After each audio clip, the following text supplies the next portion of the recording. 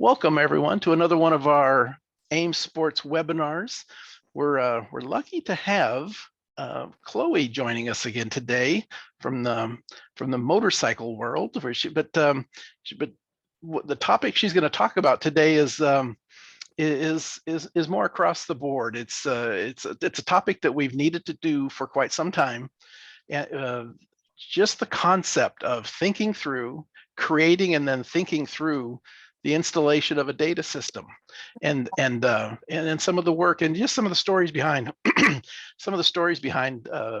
her understanding it, getting ready to do it, planning it, doing the installation, and then nearly a year later taking it out on the track last weekend. So it has been been perfect timing for us to chat about the what I've always said is the design of, not the building of boards and chips and screens, but that she needed to design this system onto her bike and what she wanted and what she needed. And that's what she's going to talk about today. So welcome, Chloé. I'm glad to have you here. I think it's your fourth webinar you've done with us. Thank you for coming and joining us. I think it might be the fifth one. Fifth one. I must have missed one. Yeah. Time flies when you're having fun. I think you were present. Right? I think you were there for all five. I have been here for every one of them, so I didn't call in sick once, so it's worked out.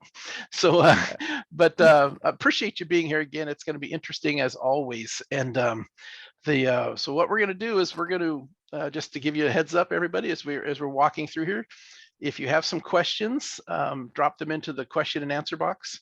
If you're here live, we've already given you a link to the presentation materials, a lot of pictures and some pointing at some things she's going to talk about today.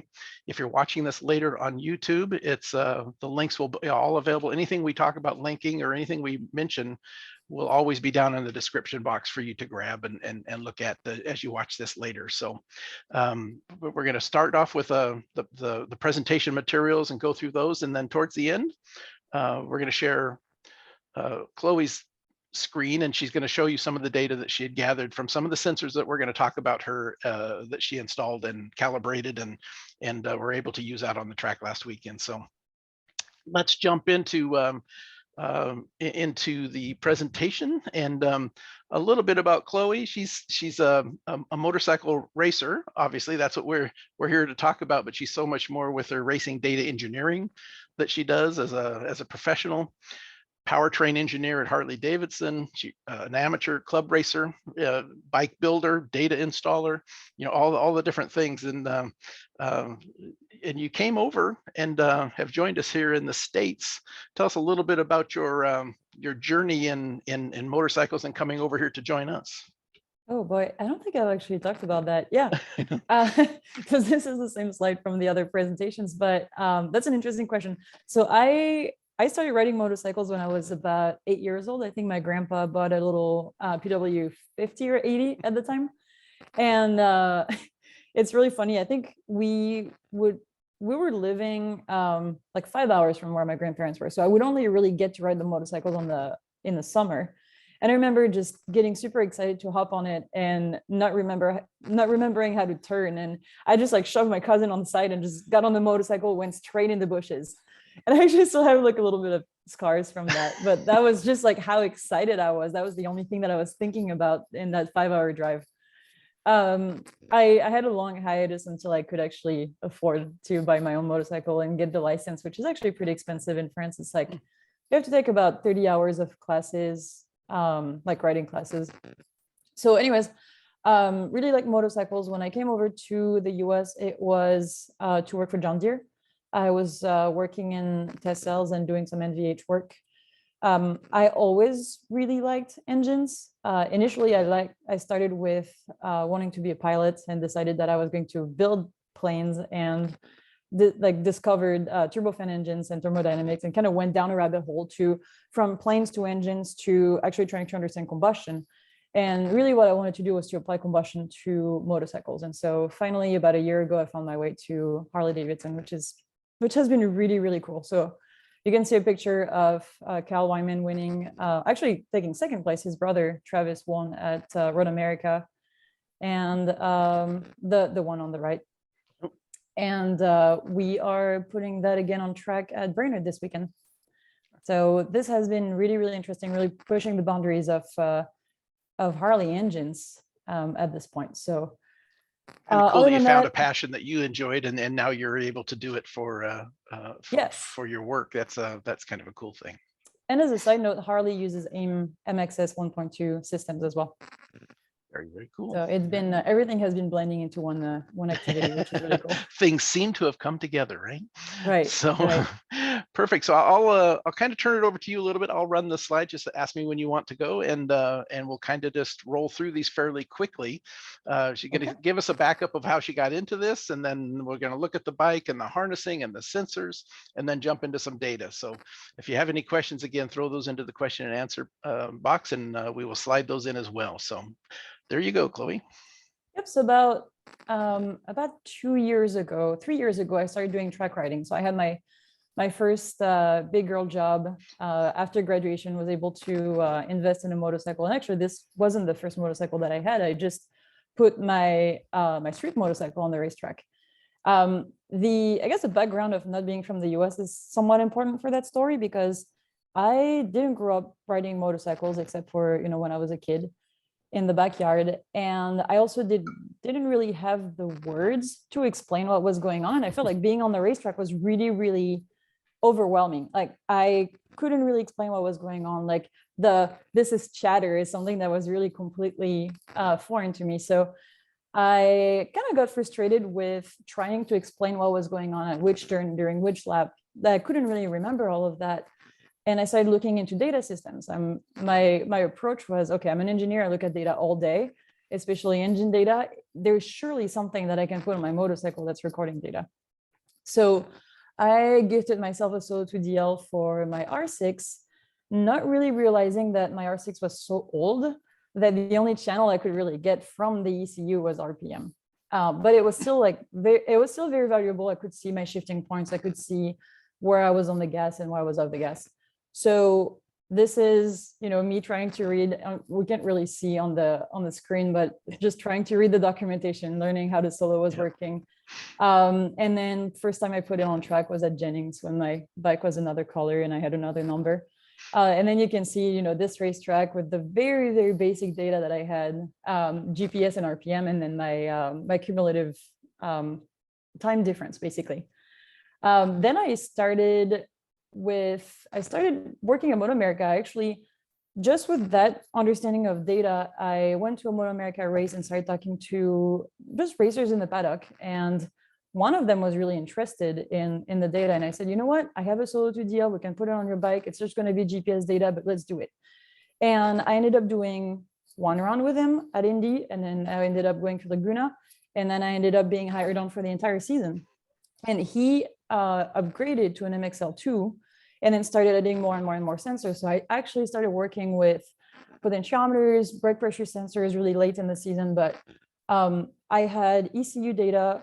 He's running an SV650 from 2019, which actually does not have a protocol on the AIM system. So I had to, I won't say reverse engineer, but I had to recalibrate the sensors from the K line using the GSXR protocol, and then reading the value from the stock dash and reading the value that I had on my live measures, and then kind of adjusting everything. So it was my very first introduction into, trimming a harness and calibrating sensors or making math channels so that I could adapt a protocol into another, and just like start thinking out of the box. And so that was enough for me to say, okay, I know my bike is old, but I can potentially do it on my own bike. And so with some help, I upgraded to the data system that I have right now, which is the MXS 1.2.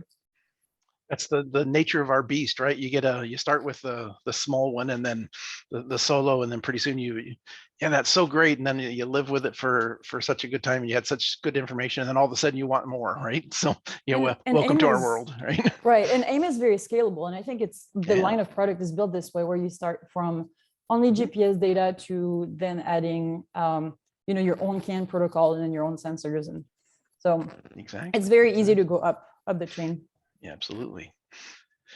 What did you do? How did you you got ready to start this new process, right? This new bike over the winter time and start setting stuff up, right? What Yep. did you grab? So as a minimalist that I am, I try to plan everything ahead, thinking, okay, I want to have as little wiring as possible. So the first idea was, is there a way that I can get my data through my ECU? So I started with, the MXS dash to have my data logging potential. I was going to have, I couldn't go around having wires for the potentiometers. So 150 mil and 75 mil for the suspension front and rear, 100 bar brake pressure sensor for the front. For the brake pressure sensor, you do have to adjust your brake lines. So often on motorcycles, we have one brake line from each caliper in the front. And then, so you have two lines that are going to the master cylinder. And this one I had to adapt in order to put, having a Y-shaped line, so I could put an adapter onto just under the master cylinder. And then you have all of the different, mounting points or mounting brackets that you need to have for potentiometers, which are the fork rings usually. And then that brings us to the ECU that I was thinking about using. The R6 is the same from 2008 to 2016, but there was an update or an upgrade in 2012. And a company called FlashTune actually provides an aim data package as part of a racing, I think they call it the racing package, where you can get a little bit more channels like TPS and grip position through the 2012 ECU and through, I think it's RS232. We can talk about it a little bit more, but I actually ended up with just the 2008 features. And then I have my future upgrades that I have in mind. I'm working on trying to adapt a TPMS system, which is a tire pressure and temperature monitoring system. It uses a radio frequency receiver and then sensors that are in the rims. One I really need to have, I feel like, is the Lambda controller. As a calibration engineer, I feel like looking at hard to believe that would be important to you, right? Right. So monitoring the fueling is something that's very important. The Smarty Cam, with the release of the new Smarty Cam, that's really something that I have my eyes on, especially because now that I have all my data, I can start doing videos again and have my data overlay. So the idea would be to going back to my closest racetracks and then do some analysis on that. And I actually had somebody who just reached out about my video from NCM that I did. NCM, yeah. The one from NCM that I did 2 years ago. So it's really well received, and I'm hoping to do a little bit more of that. And then rear brake pressure sensor, just to have it there, and then wheel speed sensor. So wheel speed sensors are very important if you want to start doing, traction control or engine braking or things like that. They're really, really good to have. They're also good to detect any wheelies or any sliding. They would require me to actually go with a aftermarket ECU. So this is really, I think at first to just acquire data and then come up with a plan. Yeah, essentially you've created what you really wanted now, and then you've built some expandability into the system, right? So that's Yes. that's very cool. And you talk about the video, and I don't know if it's still out on your website or not, but that was the first time I ever had heard of you. I was doing some searching around and found that video, and then we ended up chatting later on. I think I sent you a note or something about what you had done there. Very impressive, even without a Smarty Cam but taking AIM data and merging it all together in a really cool way. So hopefully, hopefully you'll get that Smarty Cam up and running and go back to building some of those. That was very helpful. It was using a GoPro, and time aligning was really hard because the frequency of data acquisition is different from the frequency of picture acquisition from the GoPro. So it was kind of interesting. A lot of people wonder why that what's so special about the Smarty Cam. That piece right there is actually one of the coolest things, and is hard to do. So yep. The challenge, you talked to me about having a nickname for your bike, and that it was looking new with old, right? So here's some of the stuff that you ended up doing. Right. So Robbie nicknamed my motorcycle the Franken Cycle. I think it's not really too far from the truth.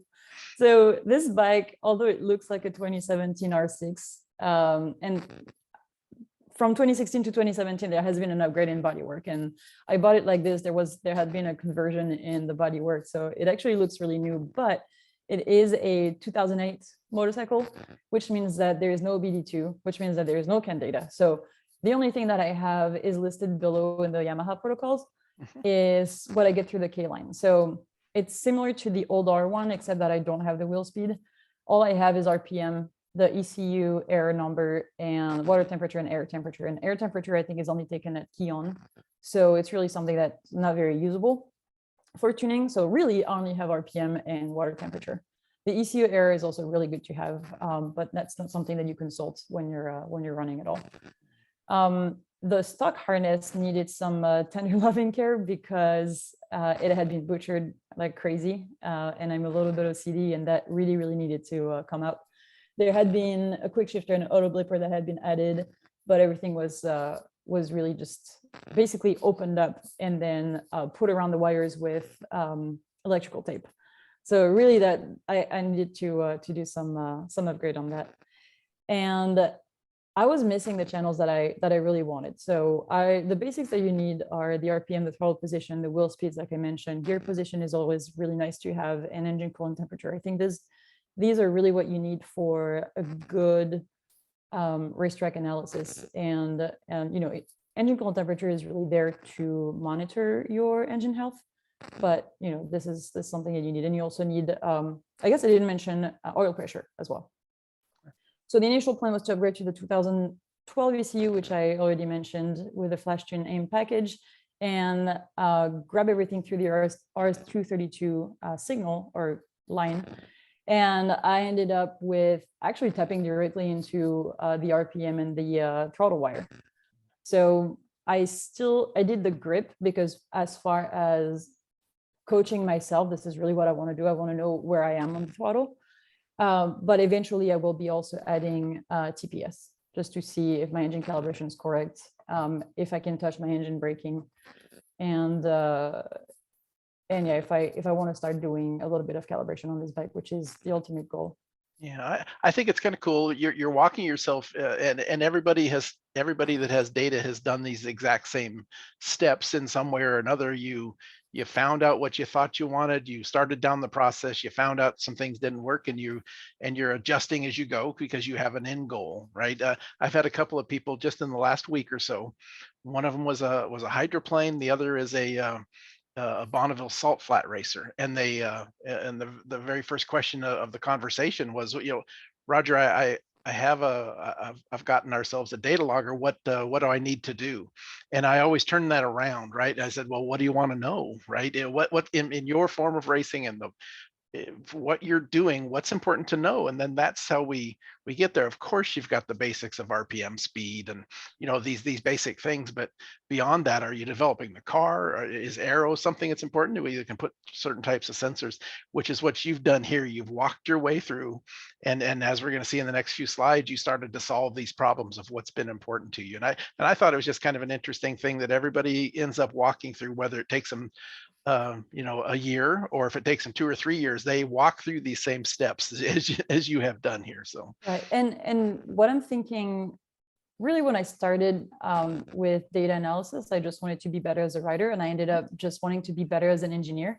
Yeah. And everything that I'm doing on my own bike has been translating to my day job, and everything that I do in my day job has been translating to my bike. So really, if you start looking at the lowest level of MotoAmerica, which is going to be the Junior Cup, there's not that much. You can't change the calibration. You really only have data. And they've allowed potentiometers, but before that, you could only have GPS data. And then you could go up to TwinSCAP, and TwinSCAP had additional sensors. And then you go up to the Super Sport class, where now you start having kit ECUs. And what's the last level that you have in MotoAmerica? It's Superbike. And in Superbike, now they have aftermarket ECUs with sectoring. They have, they spend their time tuning engine braking, traction control, and all that. So what my end goal was to basically have a motorcycle that's a benchmark for everything that I can do, everything that I can do as an engineer. So Kind of interesting if I how can, your goal has changed as you've gone through it, which is the way that almost everybody has. And that's why you mentioned yeah. earlier that AIM is very, very expandable and very, you can do some things that been very helpful for you. So. Yep. And you don't know what you don't know initially. So Very, very much so, right? Almost always. Harnesses. yeah. I thought this was a great page and some interesting things. Yeah, some of the stuff you did, but even just looking at the stock harness versus the custom aim harness that you had put together, kind of interesting. Yep. So I ended up buying a stock harness, a spare stock harness, and started trimming it. So I had already done that on the SV650 for MotoAmerica, and I think it was not as scary doing it on my own. I guess once I had done it a couple times, but my process is generally to take the wiring diagram, try to identify everything that I have on the harness. So I label everything, absolutely every sensor. And then once I've identified everything, I start removing all the wires that I don't need. So I've removed most lights. I've actually kept a couple because I'm using them as switch power sources. I removed obviously the turn signals, the horn. The exit servo motor is it's the exhaust. There's an exhaust valve that that's used in the R6. Anyway, so I've removed that. We don't need it. And I've jumped the side stand switch because it is also used as your as part of the starting strategy. But when you're racing, you don't use a side stand. So this is jumped in, so it's always it's considered as being always up. So once I've done that, I don't like cutting wires. So I actually go through the pain and suffering of removing absolutely all of the sheathing on the harness, and then just like I start to unclip the wires and pull everything. So I don't know, I just have this I don't know if it's a pet peeve or anything, but I'm trying to keep everything intact until the end, just in case I make a mistake or something and I have to repin something. So I unpin and I pull the wires, and then I just like put sheathing over absolutely everything. And I can share links of what I'm using, which is not electrical tape. I try to stay away from electrical tape. I use There's a some lot pretty of cool stuff out there tape. nowadays just for harness work. Yeah. Yep.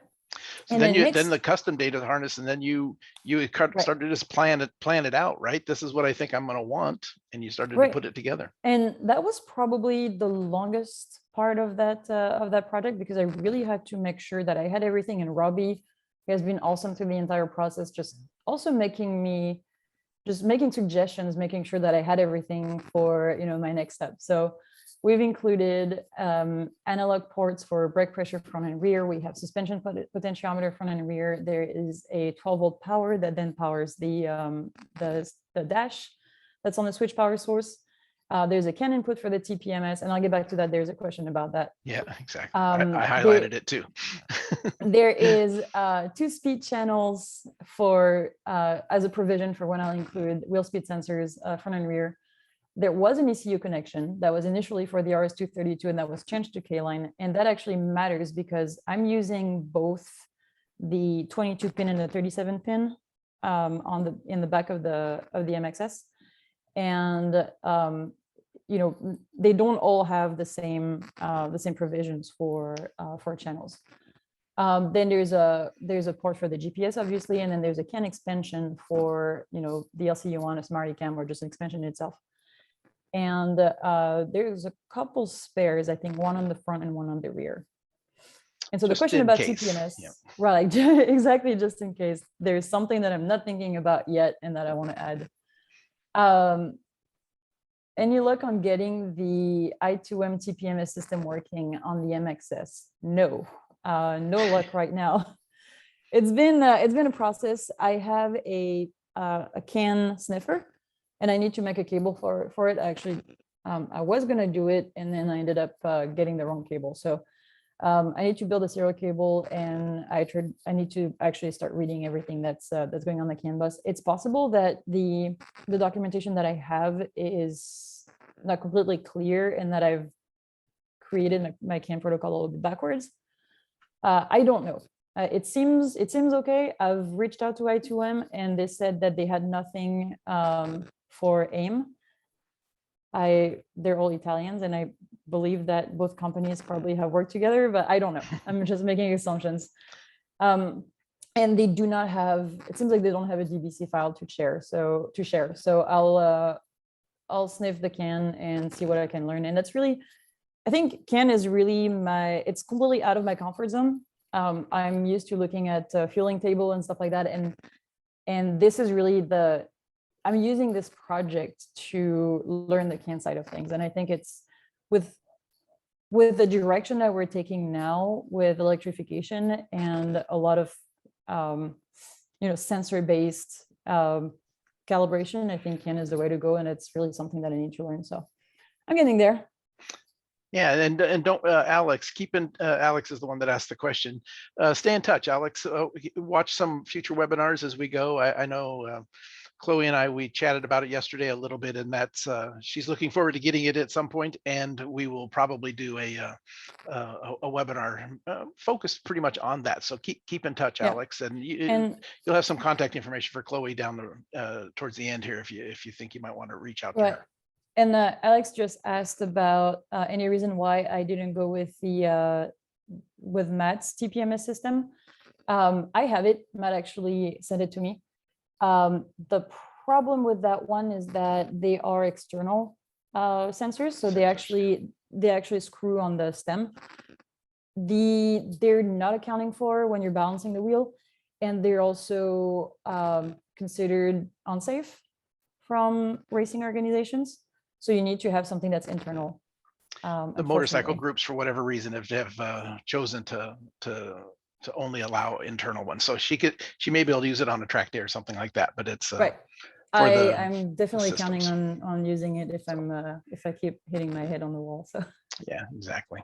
Okay, so the next thing you had to do is, okay, you've kind of got everything kind of laid out and figured out. But now we got to start installing stuff, right? So right. I think we've got a few slides here of mounting and we'll start with the dash. So you obviously motorcycle, you need to be able to see it, so you clear where it needs to go. But what kind of stuff did you go through as you installed it? Right. So I know it's a pretty expensive piece of hardware, so I really wanted to make sure that everything was protected and mounted properly. I initially came up with, it was just some kind of an external shade that I bought from a company in England, and sort of through the process of posting that on social media, and I have an entire Instagram account that's actually dedicated to this project.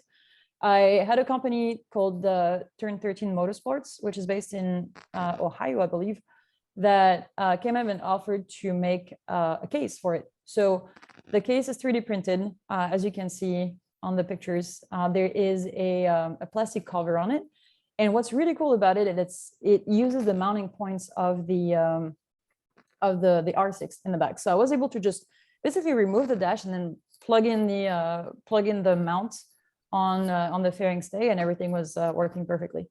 So this was great in theory. I just had a little bit of a surprise so I tried to work with the RS232. That didn't work. I wasn't able to even start my bike trying to get the data through the RS32.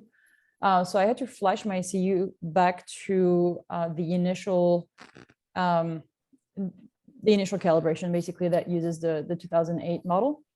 And from that 2008 model, for some reason, I had lost RPM.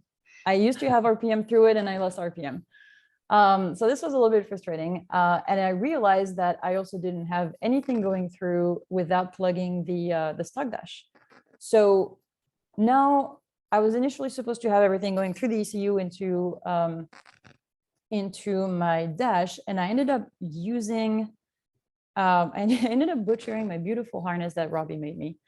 And I ended up adding the Solo 2DL T that we get with any R6 Solo 2DL package, and I ended up using this in the back of my dash, my stock dash, plugged into the harness for the into the harness into the K line. So I had to splice the 37 pin or the 22 pin, I forget which one.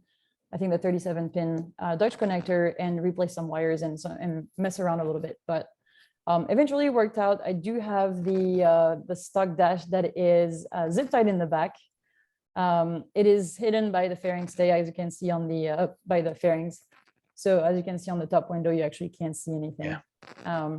But it's a little bit more weight. It's not an elegant solution. There are dash deletes for the 17. I don't know what exists on the 2008. So it's something that I'll eventually investigate. And because I lost RPM in the making of this project, I actually decided to go straight into the RPM wire, which actually took a while. I didn't really know where the RPM was coming from. I don't know if it was brought in by the K line. I don't know if there was an like a tack wire that I was missing on the diagram, and I eventually found it by basically just trial and error. So I'm taking RPM straight from the back of the dash, and then TPS, I just went directly into the grip sensor. So just tapped into the wire directly. These projects are this way, right? You start off thinking you got a plan, you had to adjust it, and now here at the as you got even farther and farther down the road, you had to continue to solve problems. It's very, very typical, right? It's not often there are plug and play things, but on something like yours, it's not there. So and exactly, and I was gonna bring that up. Robbie just said, "Good thing you put in some spare analog channels." And yeah, I didn't know what I was going to use those spare analog channels for, and I'm using them for the TPS, and I'll be using the other one for the TGS. There you go. And I actually had to use one of the speed channel for the one that I was keeping for my wheel speed. One is for the RPM. So by tapping directly into the wires, I had to use some of the channels that were not initially, or some of the cables that were not initially dedicated to that. So yeah, thankfully, good planning was my salvation here. Yeah, that and the AIM system is pretty flexible that way for different types of signals coming in. To close up a loop that we had a little bit ago as we switched to another page, the Matt mentions that the trail brake system now has an internal sensor, and as well as the external sensors for those organizations that don't want to make those legal. So he says he's going to be sending you an internal set, so you'll have that here shortly. That would be amazing. The thing is, now I'm a little bit stubborn, and I want to make the ITM system work also. But yes, yeah, Matt, that would be super cool. So your mounting up of your accelerometer, the front forward sensors, you've got a shock pot there mounted to the fork, and you've got a well hidden. It took me, in fact, you pointed it out to me finally, and I see you added a circle, but I didn't even see the brake pressure sensor at first. But talk a little bit about how you've set these two up. Yep. So I was a little bit concerned about how I was going to be mounting everything, but it was actually pretty simple. I'm not much of a fabricator, and that's usually when I start reaching out to other people. Although I like to do things on my own, but for this, the only thing that I had to buy on the front was this ring that you can see on the left picture for the front potentiometer. So it just goes around the fork. It's fork specific, so you do have to know what OD your forks are. But it's as simple as a ring that clamps around it, and then there's just a tapped metal area for a little screw. So you can screw the top of the potentiometer, and then at the bottom I have the little ball mount. So I just tapped. I'm lucky that on the R6 the brake calipers and the fork feet or legs or flats have a flat area that you can see here.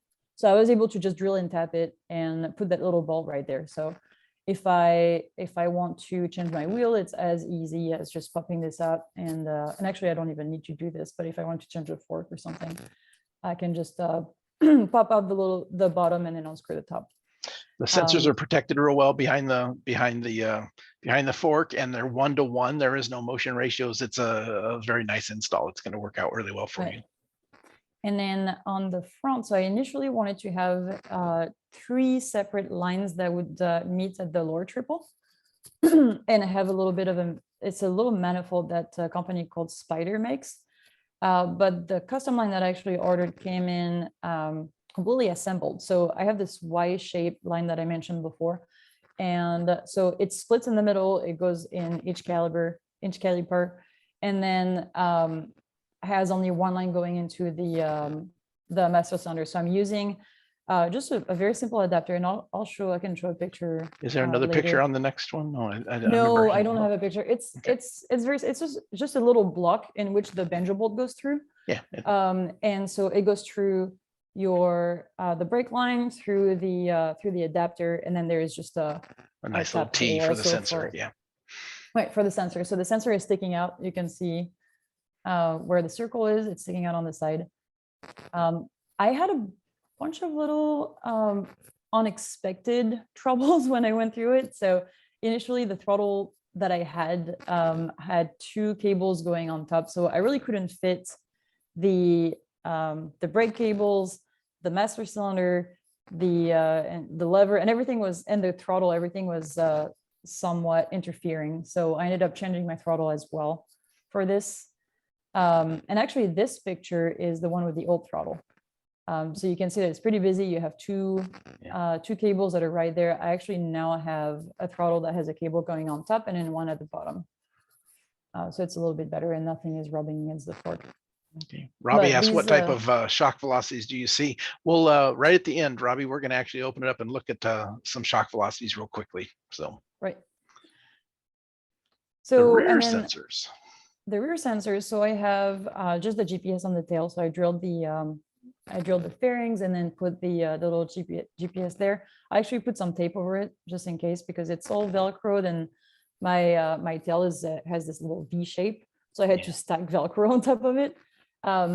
You suggested 3D printing a little receptacle for it, which is a really good idea. Yeah, the little saddle for it, which is something that I should look into. I think it's a really good idea. I'm trying to justify in my mind getting a 3D printer. So all these things keep coming to my mind, right? So I'll justify it before long, and I have no reason to have one really. I've talked to a few shops. Like, it would be a really good idea to have somebody offering a data system bracket set. So for the R6, for example, this is going to be your GPS mount. This is going to be your fork ring, and and maybe like in the mount for the dash. So if somebody would offer that, it would actually make our life very, very simple. And then the rear potentiometer is actually super easy. It's an Öhlins TTX shock. They already come with pre-drilled little holes for potentiometers at the top and at the bottom. So I just had to screw it in, and that was it. How close is that sensor to that coil? Is that real close like it looks, or is that an optical illusion? It's pretty close. It's maybe a millimeter close. What I have found is both of those in the off-road world that I came from, and I had both, and I had them fairly far apart, and they actually were touching. So both of those things move. So keep your eye on it. Just make sure you're not, if it's knocking the paint off, maybe add another spacer up here or something. No, I put a spacer on it. Okay. I think it looks like it's a skinny one. I forget now. I'm seeing so many potentiometer, but I think the rear is a 9 mil instead of the 13 mil. Yeah. Amazing how, if you ever watch a camera in slow motion of a coil spring, amazing how much those things are flexing and moving around as they're being used. Yeah. And then you got it all set up, and you started to consider on how to what do I want to see, right? So not that this is a big deal. I mean, everybody's done a little bit of this, but it was nice to include a page here to kind of show what you did. So. Yeah, this is kind of the nice part, right? I finally have sensors that I can put on the screen. Exactly. I'm going from a simple tech that just has RPM basically in speed. So I just have two simple screens. I have a rider screen that has my lap time, my predictive time, and water temperature. I have the gear, which is right now a calculation based on GPS speed and RPM. And then I have, really RPM around. That's the most important. So I have lap number in the corner. I've never looked at it. And I do have a little not sensor, but a little alarm for ECT, for engine coolant temperature. Yeah. And then I have a sensor screen, which I used, which is the one that I primarily used when I was building, that has all of my sensors. So you can see front pressure and rear pressure that are actually for the tire pressure system whenever I have it working.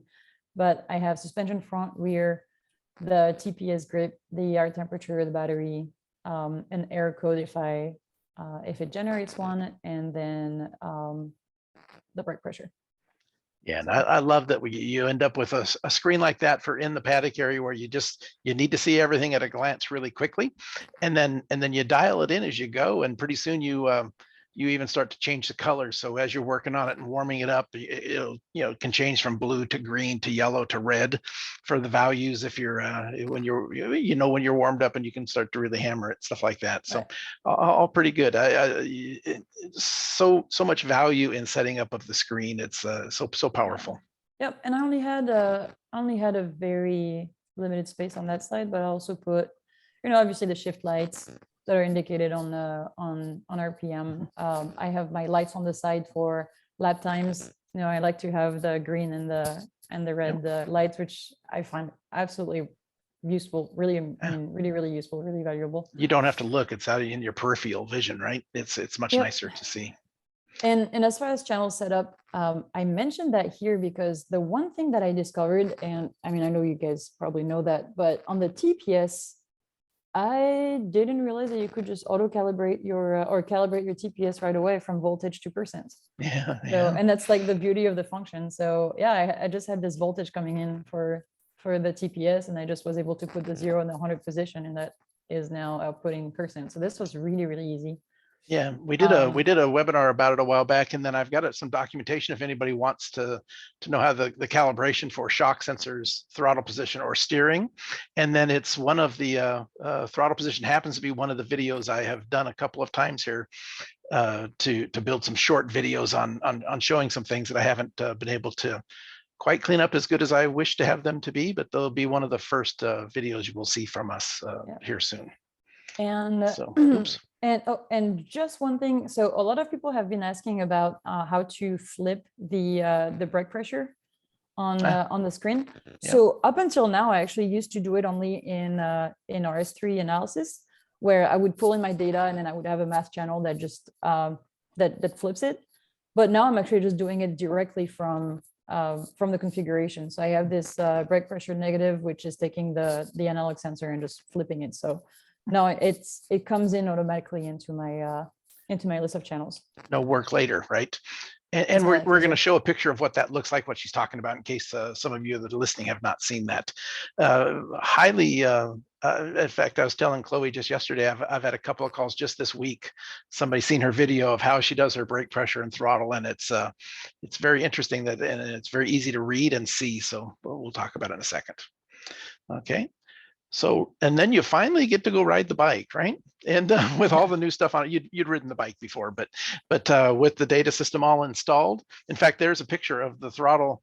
If you look at the bottom part here, is what she was just talking about. She has put in two different windows, the throttle in the third window here and the brake pressure in the fourth, but it's inverted. So you end up with this 0 line across the middle, which visually does a very nice break between your throttle and then applying the brakes. And now you can very quickly see how, here's a good example of maybe not doing it so well, right? So you came off the throttle and went for a little while, and then the brakes, and it's very easy to pick up on those, how quickly you applied.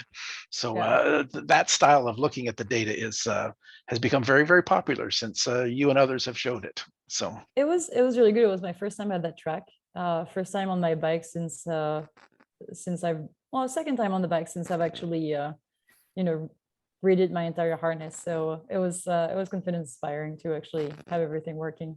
Yeah, we've only got a couple of minutes for data, but it was kind of funny. You and I were just chatting yesterday, and you mentioned the thing that I have always felt the same way, which was I have done a little bit of racing and looked at some data of me driving, and I've done a lot of data work with very good drivers, and it's always shocking to me when I get out of the car, and I've driven a couple of laps years ago when I used to do this a little bit, and see my own data against, after have been looking at data from people that are very good at what they did. You mentioned that yesterday, so that was kind of funny.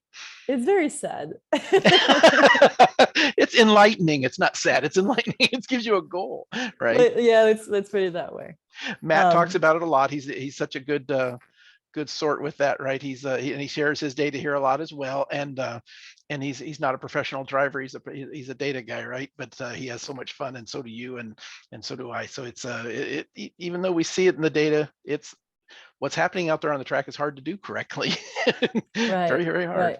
It was enlightening. We were with Harley. We were at the same track on Tuesday. So just 3-4 days before, I was looking at professional rider data, and then looking at my own data. It's really fun. It gives you, it gives you something to shoot for, and yeah, it's very humbling. But anybody know that track without looking around too much? Some of our friends probably know what track that is. Perfect. So I think what we're going to do is I'm going to stop my share, and you're going to share your screen, and we're going to look at some data real quickly. We've only got about 5 minutes, but maybe you can just flip through there really quickly, and it might be kind of fun. Might be fun to see. So there you go. You should be able to share yours. Studio. Can you see it? Popped up there. You are active. And you're not seeing the Q&A, right? Nope. Just this full screen. We're good. All right. I don't know if I'll let people guess what the first track is before it shows up. So, okay, so I have my general tabs that I've mentioned before from what I look at in MotoAmerica. I kind of just copied what it was, and given that I don't have all the channels that I have in MotoAmerica, but GPS speed, RPM, grip position, brake pressure, and lean angle, which was not showing in the other one because the calculation wasn't there. So, doing a very brief analysis, what I'm shooting for is going to full throttle. I mean, at this point, it's a new track. How long do I spend at full throttle? And there is about a 2.3 second difference in those 2 laps, with the blue being the fastest. And you can actually see that, even though here I'm not getting at full throttle on the front straight, I'm just gonna move my little, here on the front straight, just spending more time at full throttle was actually, and here made a big difference. So I think just having these removes the guessing work that I had when I was just looking at GPS and RPM. I would use the longitudinal acceleration before, which is also pretty good. But now I do have, a very, very, very clear picture of how much I'm coasting. Like the transition from brake to throttle. I can also see, the shape of my brake pressure is not as clean. This one would be okay. It was heartbreaking, but not bad. like here I'm trailing the brake for a very long time, and here I'm just next like one, touching the yellow one right there by your cursor exactly. right now. Yeah, that one there's a problem, right? Right. And when I see that with Pro Racer, usually that's when I'm like, all right, guy, just let's have a talk. No, not even. We're just like, go ride your bike. Go and learn the track a little bit, and then we'll talk. So, I'm definitely not a pro racer, and when it takes them a session to learn the track, it takes me an entire day or an entire weekend. But this was very enlightening, and it was really good to have. Great fun. So then I have that. It's called track because it's been modified, and I don't know how to change it. Yeah. But it just has all of my value. We asked about suspensions. So to zero the potentiometer, I need to have side stands, which I did not have. And so I didn't have a quick way to hang my bike. I'll use motocross stands. So those values are kind of irrelevant, and I would have to shift them, potentially just like the minimum that I see in the data, and then apply a translation. But I have not done it there. So those values are not something that I monitored. But like as usual, I have min and max GPS speed, water temperature, max water temperature, min and max RPM, average RPM, which is, I don't know if I use it that much, and then brake pressure, and then I'll have my suspension channels when I get them working. Suspension window. So the racetrack is here, and then I have suspension velocity. And your velocities there, Robbie. Right. So velocity is what we usually see on the motorcycle. On the front, it's about the maximum bounds are set at 400 millimeters a second. And then I think the rear we're looking at bounds that are about 200. And then, so suspension, front and rear position, and then velocities plotted, and velocity is plotted as a histogram. We didn't chat about this before, but earlier in our talk today, you talked about you would get some chatter on the bike at some point, right? And now you've got some data. Does that chatter from what you just said? It's kind of like we see it more in the front end, but because the rates are faster, is chatter usually in the front or the rear? It's usually on the front, but you can have it on Yeah, the rear as well. yeah, It's so that's a source of improvement potentially.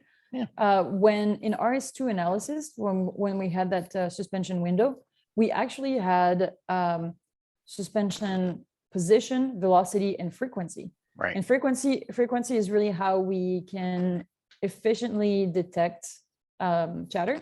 Okay. Because I think chatter is described as a frequency that's about 50, what is it, 50 hertz or 50 kilohertz? I forgot the order of magnitude, but it's usually there, and so you can actually see it when zooming on the area that has chatter. It jumps But out you can, at you. Yeah. yeah, I didn't look into it this time, so I probably don't have it, and I didn't feel it. But usually you can see oscillations that are like of a constant, not specifically amplitude, but a constant period.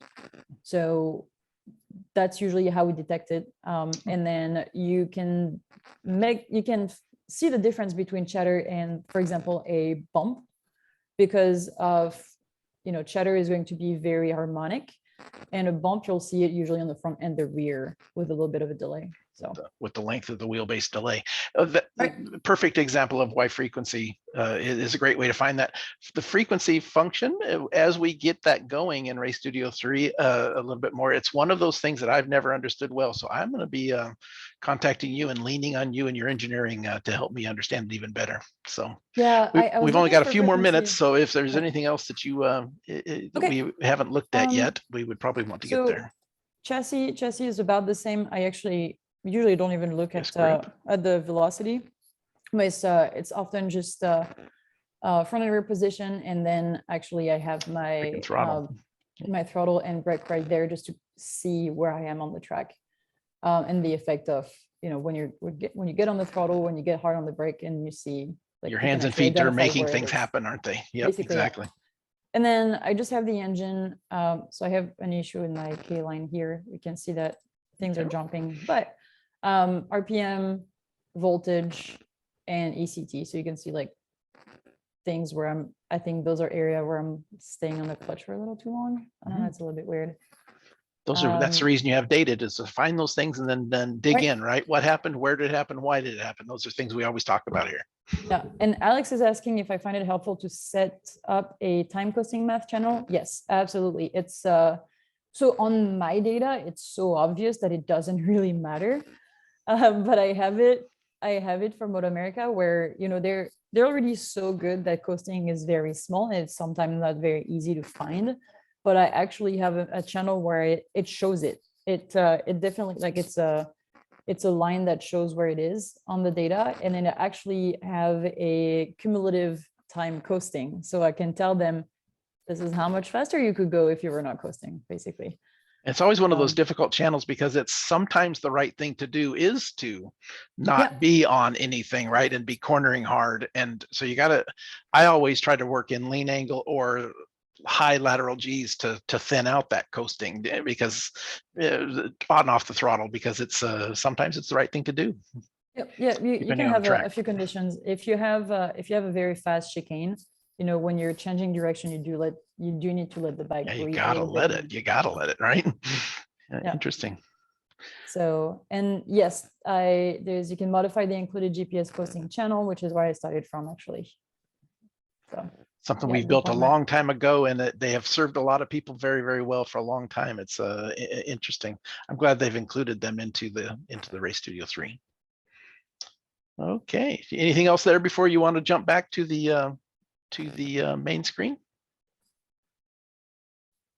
Oops, you hear me? There you are. Sorry. No. Yeah, I heard you. No, I think we covered everything. It's obviously a work in progress still. I've used this data screen for only one track day, with really focusing on the rider aspect of things. So yeah, next are going to be doing my own suspension analysis and geometry or chassis analysis. So it's exciting. It's funny, but we titled this thing that it was the installation and use of it a year in the making, but it really is just the start of the process, right? You've now got it on there, and you've got some things you want to start studying, and the more you look at data, the more you want to study. So it's really just the start of the process in reality. Yeah, I think the lesson from it is just that even if your bike doesn't have a protocol that's available from AIM, or it's too old to even have a CAN protocol, you can still do it. Absolutely. There's a lot of ways to do it, and that's what go-kart guys do, really. I think it seems like they just step into harnesses, they add external sensors. So. Lots of folks. We had a whole webinar with Peter Krause one time. It was all about the vintage racers that, of course, have no electronics that way, and we talked about mounting of sensors and such. So yeah, but you have that mix of some stuff coming from the ECU you have. Possibly in the future, you'll have a lot more coming from an ECU, but it's needs to be able to be customized in that way. So, and we provide that, so that's a good thing. So let me stop sharing so you can go back. Okay, share screen, and we got a couple more slides here for you to go through. There we go. That's right. Yeah. So just a quick slide of acknowledgement for everybody that's helped me along the way. If you are interested in getting one of those cover for your MXS, you can reach out to me, and I'll give you Jake Brown and Chris Horton's contact information at Turn 13 Motorsports. Create Milwaukee Moto Collective, if you're in the area, that's where I keep my bike, because I do live in an apartment and do not have a garage, but they supply race bays and tools. Josh at G-Force is making rings for potentiometers. So if you have any needs, they're 3D printed rings. Jason was my buddy at FlashTune, who initially got me started on that opportunity on the idea to get the 2012 ECU. And then obviously Matt for all of his help on all the sensors that I've been struggling with, and resources, and then everybody at AIM, obviously, for the help along the way. Yes, Robbie, you did make it to the list. You did make it. Robbie makes great, absolutely beautiful harnesses, before I butcher them a little bit. Chloé put together, by the way, Robbie, Chloé put together the acknowledgements list, and then I cleaned it up a little bit last night. She had you on top, and I moved you down just a little bit. So no, just joking. Perfect. And then some other resources that you use a lot, some other things. Right. I know you've shared a number of these books in the past, but you find them very valuable. One is new, a practical guide to race motorcycle electronics, something that I discovered recently. So it's pretty much geared towards super sport and the use of the Medtronic ECU, but it is Medtronic ECU tied into an AIM system. So all of the examples, they're a little bit dated because they're on RS2 analysis, but all of the examples for data logging and data analysis are on AIM. And I found it really, really cool. I thought it was going to be a little bit too high level, too not detail oriented, but it actually has some very practical details of how to look for chatter, how to look for, an issue in fueling, how to tune engine braking, how to tune a little bit of traction control. But traction control is such a complicated topic that they're just brushing on it. It also goes with, it goes through an entire weekend or an entire preparation. So what do you do before you set up the bike, or before the weekend? How do you set up the bike? What do you do when you get to the racetrack? How do you conduct a debrief with the racers? And how to go through the data. So I basically keep this in my back pocket.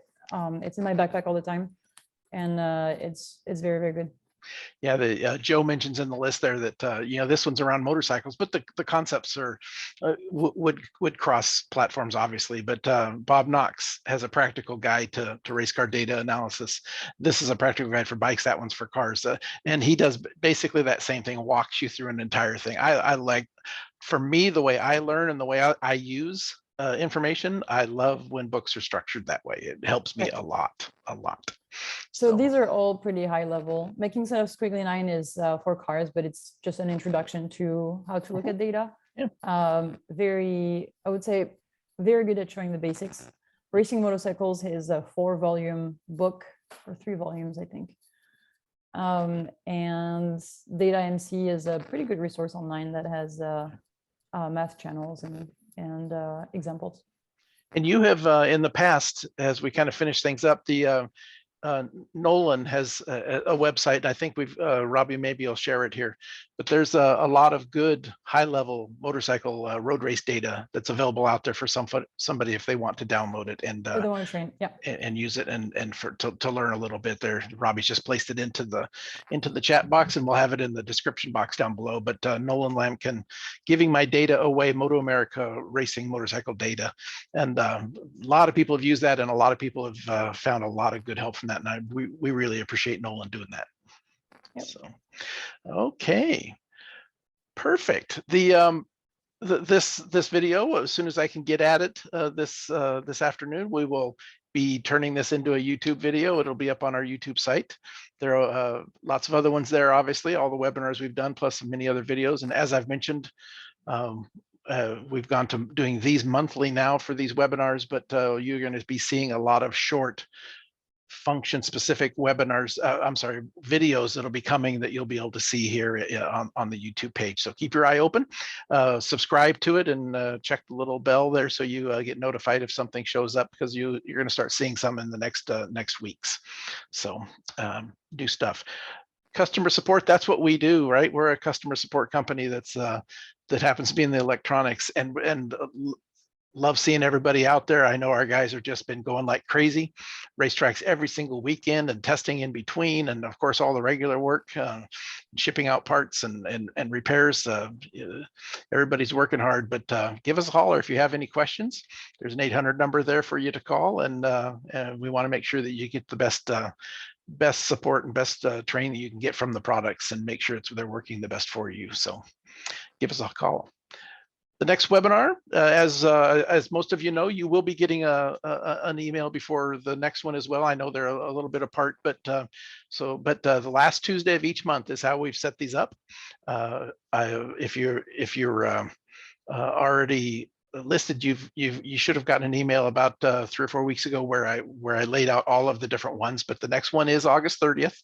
Don't know what we're going to talk about yet. It all depends on the questions that are being asked and the functions that have been released and some other things, right? So we will make that call as we get a little bit closer. But next Tuesday, August 30th, will be the next one that we do. And if you want to put it onto your calendar, it's the last Tuesday of each month is when we're going to hold these. So and for the foreseeable future. So if you're enjoying them, let me know. If you have topics you would like to have covered in either the webinar format or in the short specific functional web videos, make sure you let me know. I've got a pretty good size Excel spreadsheet that I've built with a number of them, but I'm resorting it all the time.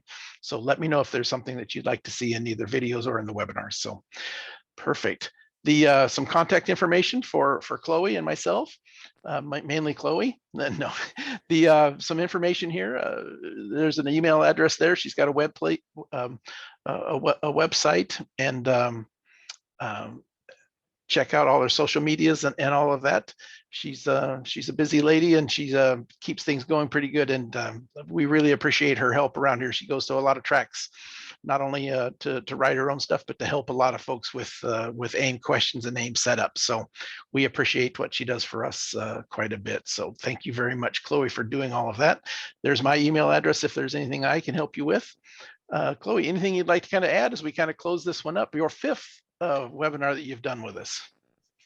Yeah, thank you for having me. Just a couple things. I do not have the website there, and I actually need to refresh it with more RS3 analysis tutorial. But I usually, if someone comes to me with a question on how to do something, I tend to just make a little tutorials. It's usually like a PDF of a PowerPoint with where to click and how to do things instead of videos. So you can actually keep that pretty handy. And I don't think anybody figured out what track it was. It was Blackhawk Farm in Beloit, Illinois. I kind of kept my eye over there, and I didn't see anything either. And Matt noticed that I do look a little bit different. I'm now a umbrella girl, I think is what I've been doing there. But I thought everybody would much rather have pictures of Chloe than me. So I think it suits you really well. Yeah, right. Perfect. Everybody, thanks again for coming. I appreciate it. I hope you some of you that have been here for many of them, I hope the month wasn't as hard as it on you as it was for me. I do enjoy doing these, but we did need to slow them down and do some other things. So and keep building with what people need. So appreciate everybody coming. Look forward to seeing you all here on the last Tuesday of next month. Thank you again, everybody. Thank you, Chloe, and we will talk to everybody soon. Bye-bye. Bye, everyone. See you next time.